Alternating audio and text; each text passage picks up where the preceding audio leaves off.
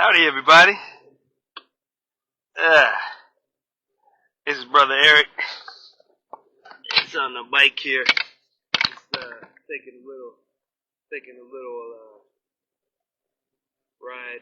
Got distracted and got off the phone with some union members, and I wanted to talk to you all about the campaign for president. Some people aren't quite sure, am I for real or isn't it? It is for real. It is for real. I'm running for local 308 president. But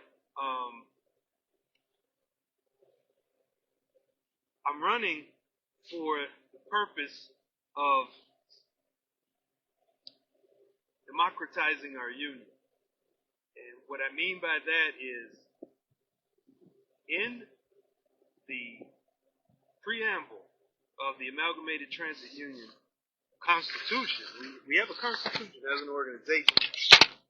It says that the members, I'm paraphrasing, have to make the decisions for the union. The members have to have a say in what we do as a union. It's not the elected people, but we are taught that it is. And we are indoctrinated to believe that we elect a boss. And when you elect a union president, officers, they're your boss. It's not true. It doesn't say that anywhere in the Constitution. The elected people are supposed to work for you. They're supposed to help you. They're supposed to manage the affairs of the local, but you have management, you have ownership. When it comes to a union, the ownership is the membership. That those who own the union are those who pay the dues, not the elected people. You got to get that right. So I need to run with people for office. We got 2 years. Now, presuming we don't put charges and bounce Penny and Mark out, which we really need to. But and I'm working on it. But it's just taking a while to get the signature. Presuming we don't bounce them out earlier, we got 2 years. So according to the ATU bylaws, the Local 308 bylaws, those who run for office have to have credit for having attended 6 membership meetings each year for 2 years. So now begins the clock. I need you to start going to these membership meetings on Tuesday and then every other Saturday. Every other Tuesday, every other Saturday.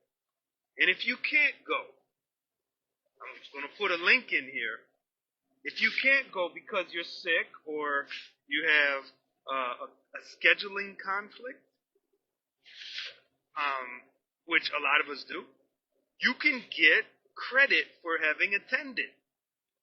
Plus, anytime a membership meeting is, members are sent home without a meeting because there's no quorum, which means 25 people, at least 25 members did not attend, you get meeting credit for that too. So you got to keep track of how many meetings ended without quorum. You get credit for that.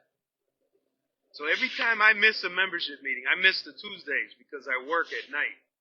So what I do is I email the Secretary Treasurer a picture of what my schedule is, what my picked job is. It's a truck shop, repairer, 98 shop, PMs, Monday through Friday. So I show that, and then I'll get credit for that, okay? So y'all gonna have to do that. You say, oh, I never ran for office, I don't know this, I'm not qualified. Do you think those people are qualified? Do you think our president is qualified to be the president? I mean, this person signed a waiver. Put her and Keith Hill put their names on a waiver for paid sick leave in the contract. What kind of incompetence is it? There's no competence. Damn it, if you have a heart for yourself and your coworkers and their children and their communities. You are qualified to run for the Amalgamated Transit Union Local 308 and Local 241 office. We got Local 241 meeting election coming up this year. And now they have meeting requirements just like us. So there's even less people going to be running. And we're all praying that Nicole Williams will run. Nicole Williams, do you hear me? But I want to run with people who care about the members. I want to run with people who believe that the members are not stupid, that the members are not inferior, that the members are not deserving of suffering. I want to run with people who care about these human beings that operate and maintain the rail equipment and even the buses. You got to care about the people on the bus side because it's the same freaking union. That's all I want to run with. So I'm running for president. I would like to run with someone who's vice president that also cares. And what's a vice president? Basically, a vice president is you're going to be dealing with a lot of grievances. But we're going to be working with grievances in a way not to be a miniature boss or level auxiliary management. We're going to be using grievances for the purpose of organizing mass action and building contracts that are good for us and not for the CTA mismanagement. And of course, germane to that is direct action. Doing the kind of things that real unions do. It might land the leadership in jail. It happens. It happens. But it doesn't always happen that way. I need someone who's going to run for second vice president with me. Okay? And you're going to assist the members, various duties that members need you to do. I need you to understand that when you run for office, I'm going to have surveys. So every time you're with a member, they're going to get a follow-up call or an email or text, and how did the union do? And that survey will go public. We're going to have accountability with the president this year. We're going to have no more trips and sports and parties. Sure, we can have trips and sports, but we got to have a budget. A budget. You heard of that, a budget? We don't have a budget at Local 308. Who's going to approve this budget? The membership. We have everything going to be online. You don't have to go to the building and make an appointment. Blah, blah, blah. Everything's going to be online. You're going to have a login. You're going to have a verified email address with your phone number. Oh boy, here comes a dog without a... Oh my God. I better stand up here. The dog senses no fear in me. He's just breathing heavy. But I'm looking at his master and I'm thinking, what the hell are you doing? Would you get your goddamn dog on a leash? This big pit bull coming up on me. And he just ran away. He said, that's the boogeyman. I don't want to mess with him. He might file a grievance, get a protest going. So anyways, looking for someone to run for secretary treasurer. Okay? We need someone who's not going to be sensitive about members being upset about the money. Members are always going to be upset about the money. Where's the money? All right, sir. Where's the money? Where's the money? It's all right, brother. Yeah. It's all right, brother. He's gonna be good. He's gonna be good. Yeah, he saw me and he said, I'll keep going. Yeah. Man can't just put his dog on a leash. But we need a secretary treasurer that doesn't worry about his feelings and how angry the members are and questions and gonna throw a fit. You know, we need an assistant secretary treasurer who's not gonna be a lackey for the rest of the administration. I don't want people to run with me who are like who are sycophants. Do you know what a sycophant is? A sycophant is someone who grovels, who lowers themselves to others in authority, to kiss their butt, to be in good standing with them. We don't need that. We don't need it. Right now, the Local 308 is a personality cult. It's a boss worshiping personality cult. And you got to fall in line and kiss the ring and kiss the butt and whatever else. In Eric Basir administration, we're going to have no room for that. The intention is to not run the grievances as, okay, you send something downtown and we'll process it. No. Our grievances must be handled at the work locations. And that's actually in the first paragraph of Article 16 of our collective bargaining agreement. It's there. It's just not enforced. It's not utilized.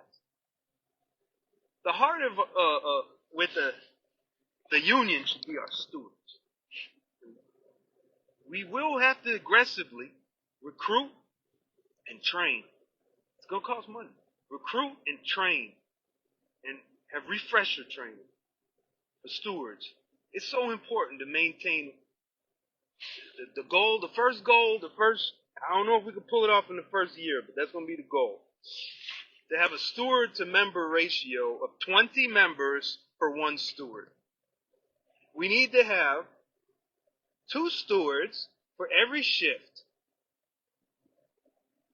Every shift. Every day. Every location. So the locations are where the workers are, usually where the management is as well. So where there's management and workers, there should be in the vicinity 2 for every shift, because one might be sick or on vacation. With the eventual goal of having a 10-to-1 ratio. And then in my dreams, we'll have a 1-to-1 ratio where every member is a steward. And it's been done. It's been done. Longshoremen on the West Coast, there was a local that did it. I have that documented. Very fascinating story. So we have terminals, and we have terminals, and we have shops. And then for shops, you're going to have the equipment maintenance, and then you have the facilities maintenance, and then you have the track maintenance. So they all have their shops. So we're going to have 2 stewards every shop, every terminal, every location. So the power, the authority of the president, who would be me, would be within these stewards. So no longer can a manager say, I ain't talking to you if you're a steward, right? I only talk to the president, you know. And they'll say, well, you sure you want me to call the president? I don't know if he's going to like to hear that. And then they'll call me. And I'll say, what's the problem, brother so-and-so? What's the problem, sister so-and-so? Yeah, the manager don't want to talk to me. You know, they writing this person up, blah, blah, blah. I said, put the manager on, right? And then we'll train the CTA managers to respect the stewards. Because right now they have no respect for the stewards. They don't even respect for the executive board members. But I need to run with people who think like this, who believe like me in this, right? Who believe that the members should run the union, that the grievance procedure should not be something you send far away to a building on the south side. Rather, the stewards resolve the dispute before the invocation of the grievance procedure. So we gotta understand, and I know now because I'm on the inside, a large percentage of the grievances, the terminations, the firings, the write-ups are because the members have no advocate to educate and or protect them. And the ones that they do have sit there like and say nothing and like, just sign it. It's okay. It's just verbal. It happens to everybody. You know, that ain't a union right. A union rep say, "Hey, what's the problem here, Mr. Manager?" Pop, pop, pop, pop, knocking on the door. I mean, they're like, "What? What? Who is this guy?" That's the union steward. Oh no. Okay, look. Why don't we just forget about this? And then the union steward comes in and the manager says, "Hey, everything's okay. Yeah, we had a little talk. It's okay. No problem." Oh, okay. That's what we want to get to. But it's gonna take a while. Take a while. But I need to run with people on the executive board level as well. So the executive board, which would be your different rail operations people, your different maintenance people, and your customer assistant people. And you will function as presidents, basically, for your section.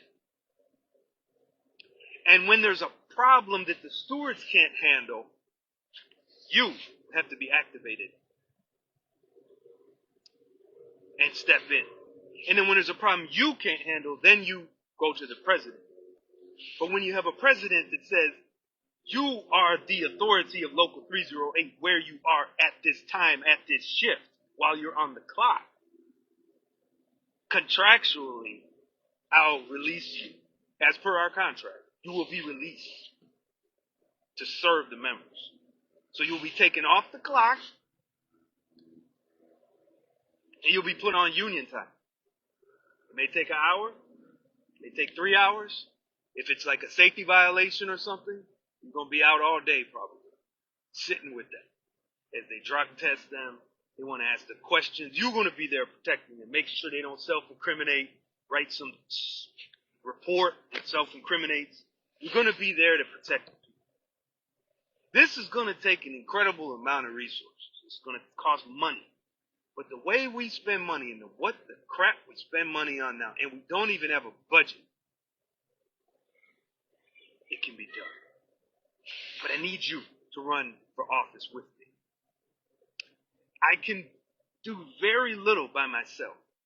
If I have to, as the union president, if I am surrounded with the majority of the people we have now, I will have a lot of obstacles. And it's just, I'm just telling you straight up, the people in there now, the majority of them in now, they do not work for us. They work for the CTA mismanagement and the politicians. So if they're not obeying the manager, if they're not compromising themselves to the manager, they are eventually going to capitulate to what the politicians say. The alderman, the mayor, governor, maybe King Costa, the international president, because the ATU International kind of functions as an auxiliary of the Democratic Party. Are you saying you're a Republican? No, absolutely not. Are you a Democrat? No, absolutely not. I am a Muslim, and my party is the righteous. And all of those who submit their will to truth, to the God, whatever they call them,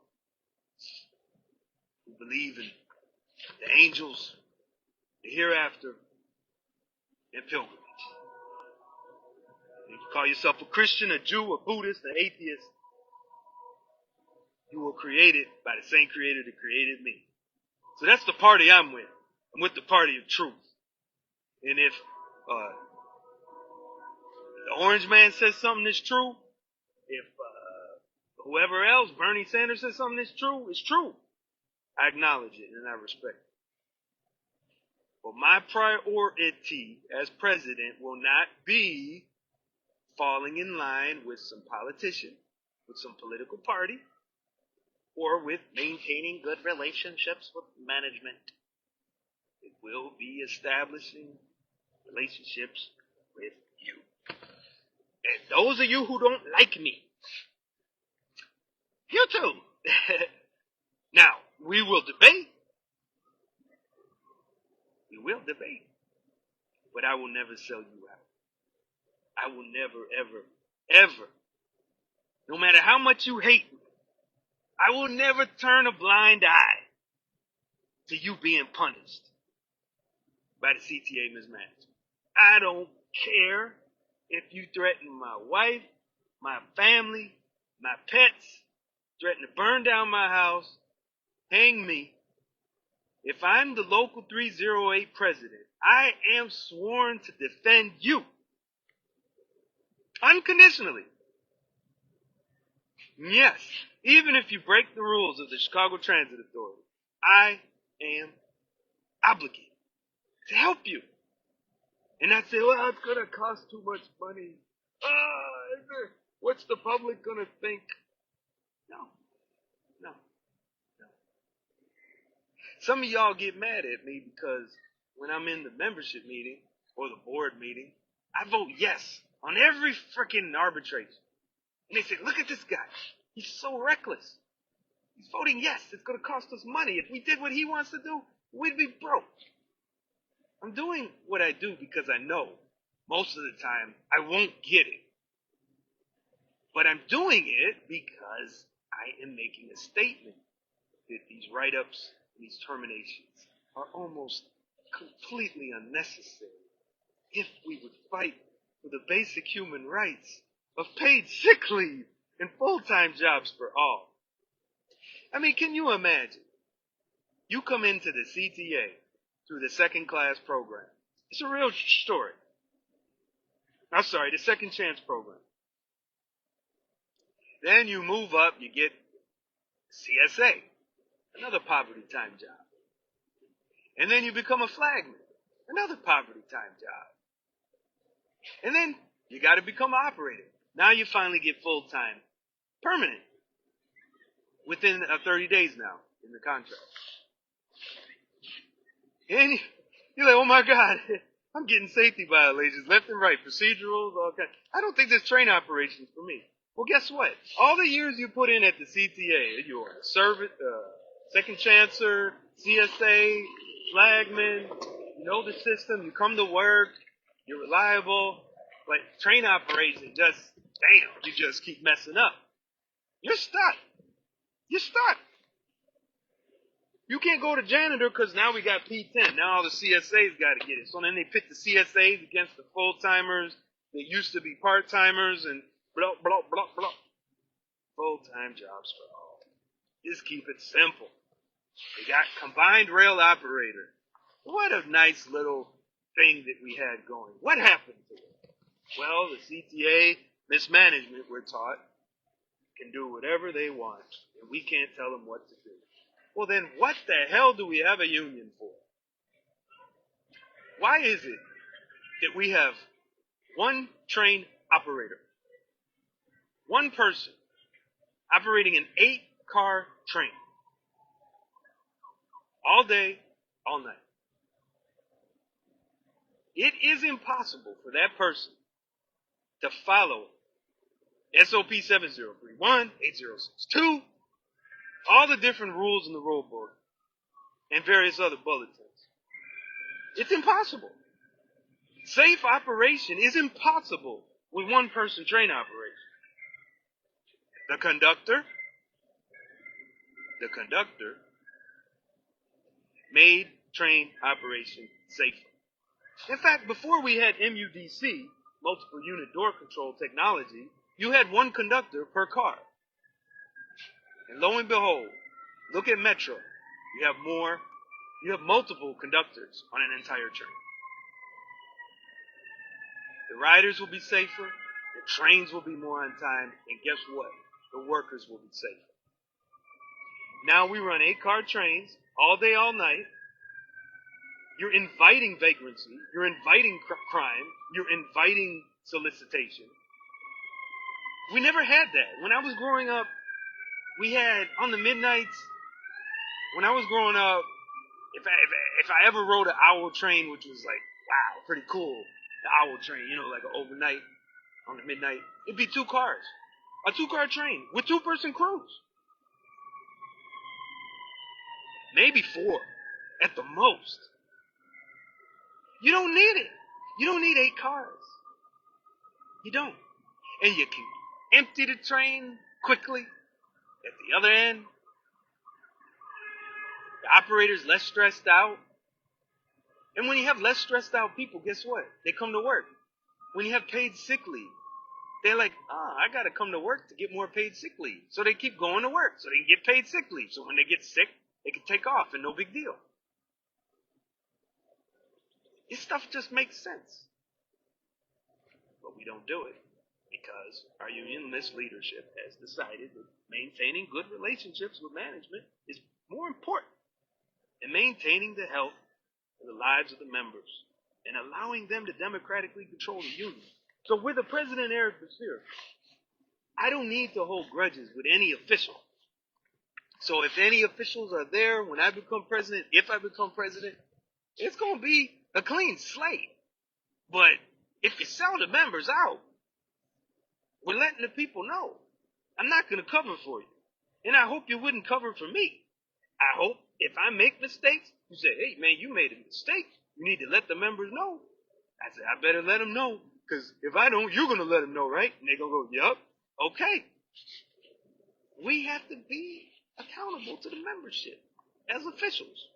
And we make mistakes, we have to admit it. We don't have to hide. We just do it. I have to give credit to our Secretary Treasurer, Brother Cleve. I've been on his case. I want to see this payroll. I want to see the payroll numbers. I need to know who we paying. Where does this 450,000 here, 500,000 there? You know. So he slipped me a little information. He says, I'll get back to you, and he literally got back to me. But I had to put some heat on. You know, I had to write some letters, I had to make some videos. You know, and there's some more information I need before I'm completely satisfied. But I can work with Brother Cleve because he gave me what I wanted. Well, he's giving me what I want. But we can do that as officials because I got to tell the members what's going on. It's no big deal. It should be no big deal. So I need people who want to see the union run by the members. I need you to run for office with me. And if those of you who are currently in office and you think I might be president, why don't you consider union democracy? Because that's the way we're going if I'm president. There's so much that I'd love for us to do. There's things that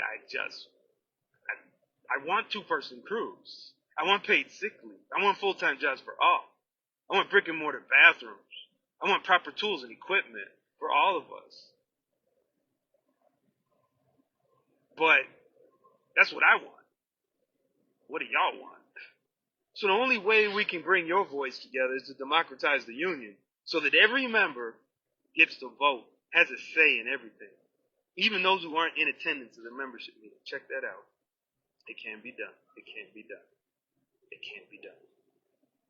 You check out these bylaws. There's some real interesting things we can do as far as union democracy within our own local 308 bylaws and our own ATU constitution. So if you want to run, if you feel inspired by what I do and what I say, I need you to run for office with me. I need you to get your meeting credits. And those of you who just maybe thinking of running, but you didn't come to the membership meeting today, I want you to email our Secretary Treasurer, explain to them why you couldn't come. Hopefully it was because you work, or you're sick, or taking care of a sick person, or you're on military leave, or sick leave, and injury, and tell them, I couldn't come today. Please give me credit. I couldn't come on this date, May the 10th, 2025. Please give me credit. And then I want you to get ready to run. We're going to run. We want to take over this union, give it to the members, liberate it from CTA control. Wouldn't that be wonderful?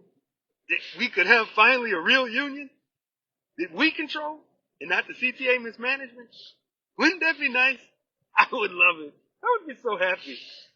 And it'll be crazy. I'm going to tell you, it's going to be crazy because democracy is messy as hell. because people disagree. People with strong opinions make strong arguments. And there's gonna be some angry spitfire. But that's good. Disagreement is good. It's just when you got a lousy president who wants to silence people from speaking up. That's when you have a problem. That's when it gets ugly. But when you have a president that says, hey, brother so-and-so, sister so-and-so's got a point.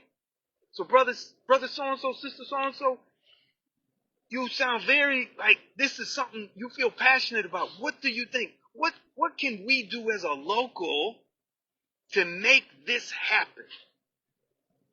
And then they look like, I don't know. Well, what does anyone else think? Does anyone support this idea? Who supports this? What do you think? Because I think there's a good idea here. What do you think about this? What do you think about that? And see, a good union president starts to bring the people together. I've noticed as an executive board member when I deal with members, so I try to have meetings, I had a meeting just with car servicers. I had an emergency car servicer meeting. And one of the servicers, God bless this brother, very outspoken. I love him. He said, Brother Eric, you need to do this. You need to do that. I said, brother, that's a great idea. Can you help me? How about you and me together? Oh, well, right now, I got to deal with this. I got to deal with that. I said, okay, all right. Well, as soon as you get some time, let me know. And I would like to do this with you. By myself, I really don't have the passion you have for it. I would rather follow you. And that's what good leadership is. A good leadership is, I'm the boss. We're going to do what I want to do. Hey, man, I got an idea. I don't like your idea. Sit down and shut up. You're out of order. Warden, go get that person out of here. Excuse me, brother. You're going to have to leave. I mean, come on, man. What is that crap? What is that crap? I swear, if I become union president, I'm telling you, I swear the truth. I ain't calling cops on none of y'all. I don't care what you say to me. I don't care how you act. You want to come in there drunk and say a bunch of crazy stuff? I have to be like, all right, brother, let's try to figure this out. What members, what can we, brother so-and-so, sister so-and-so, can you just keep it down just for a little bit? We'll get through this meeting. There's ways to work with people. If we have to, we'll get a psychologist or a counselor or something to the membership meetings. We got anything but call the police on the people. Oh my God. Drag them out. Beat them up. Stop it. Stop it. I'm in a board meeting. They're like, I'm disagreeing. And they're like, beat his ass. Beat his ass. They don't want to beat me up because they don't like what I say. Beat his ass. What kind of crap is that? Calling cops on me. It's just nuts. We can't do that. I look at our presidents and they're like, out of order, order, and they're doing all this stuff. I mean, what is all this noise? What is all this noise? We have Brother Mark Weems totally derailed our executive board meeting. I know I already talked about this, but it was ridiculous. Because I was commenting, hey man, we wouldn't have all these write-ups for people being fired for excessive absenteeism if we had paid sick leave and we didn't waive it. I mean, and you gotta derail the whole freaking meeting. Penny's gotta recess it, and then in order for her to get him to shut up and ranting and, oh, you're nothing but a lying clown. And of course I'm gonna bark back, I may be a clown, but at least I ain't a sellout. I mean, I'm not gonna sit there, you calling me a lying clown. I'm like, okay, so what? You're laughing at the members who are getting fired. And he says, well, I'm laughing at you. I said, okay, laugh at me, but why don't we have paid sick leave? Why'd you waive it? And it's sad. And then she had to give him the meeting and tell him, look, you run the meeting. And then he shut up. And he's real happy because he gets to run the meeting now. I mean, it's a bunch of gray-headed toddlers. But, with a local 308 president, Eric Lucier, it's going to be freedom.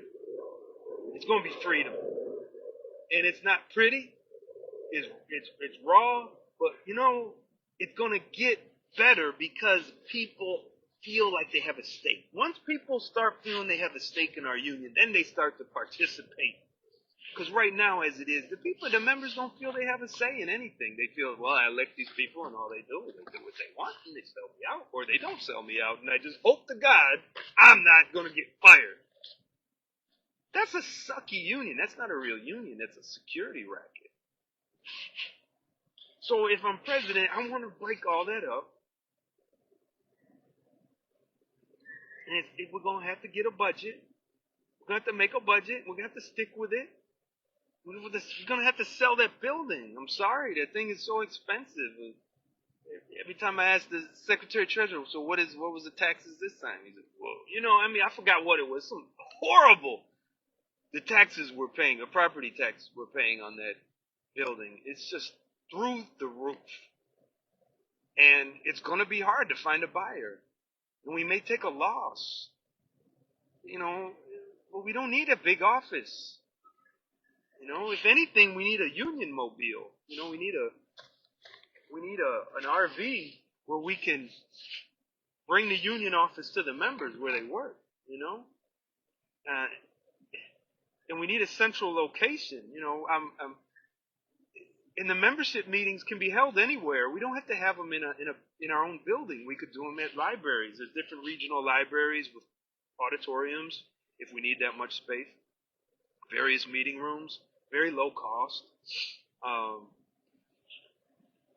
Churches. We can change the location for the membership meeting every month. Make it like a rotating thing, so people on the north side can look forward to coming to meetings. People on the west side, people on the south side, people downtown, people on the east side. And we can open it up and invite Local 241 and IBEW and machinists and Teamsters and whatever to our meetings, as long as they're a CTA worker, So if these kind of things excite you, I really want you to run for office, okay? I want you to run for office. I want you to run with me. I'd like to run a slate. I know you're like, oh, that boogeyman, he's so scary. He's so controversial. We don't like his approach. He's so this. He's so, all right, fine, don't run with me. But we could be a lot more successful if we do something like a slate. Think about it. Thank you very much for this rant. Bye-bye.